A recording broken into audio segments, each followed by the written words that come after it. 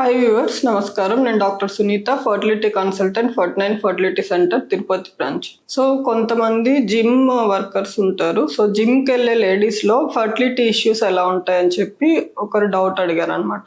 నార్మల్గా మనము ఎప్పుడు కూడా ఏ రకమైన ట్రీట్మెంట్స్ తీసుకుంటున్నా మోడరేట్ ఎక్సర్సైజ్ అనేది సజెస్ట్ చేస్తాం.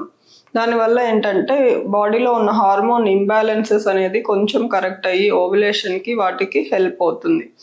అలా కాకుండా హెవీ ఎక్సర్సైజెస్ అన్కంట్రోల్డ్గా హై ఇంటెన్సిటీ వర్కౌట్స్ చేయడం వల్ల ఏంటంటే కార్టిసాల్ ఎక్కువ ఇంక్రీజ్ అవుతుంది అనమాట. స్ట్రెస్ రెస్పాన్స్ వస్తుంది.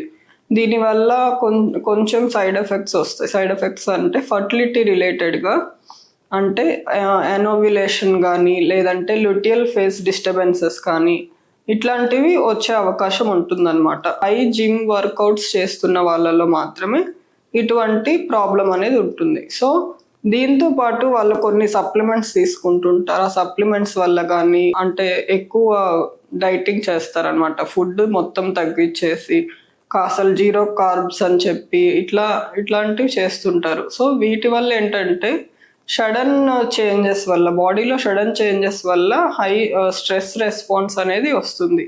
దీనివల్ల న్యాచురల్గా ట్రై చేస్తున్న ఆర్ ఏదైనా ట్రీట్మెంట్స్కి వెళ్తున్న వాళ్ళలో కూడా ఈ high stress response, cortisol levels వల్ల బాడీలో కొంచెం చేంజెస్ వచ్చి ఓవ్యులేషన్ ఎఫెక్ట్ అవ్వడము, లేదు ప్రెగ్నెన్సీ రావడానికి ఒకవేళ ఇంప్లాంటేషన్ ఎఫెక్ట్ అవ్వడం, ల్యూటియల్ ఫేజ్ హార్మోన్ డిస్టర్బెన్సెస్ రావడం, ఇలాంటివి అయితే జరుగుతుంటాయి. కాబట్టి ఎప్పుడు కూడా ఎక్స్ట్రీమ్స్ అనేది చేయకూడదు. మోడరేట్ యాక్టివిటీ అనేది రికమెండెడ్ అనమాట.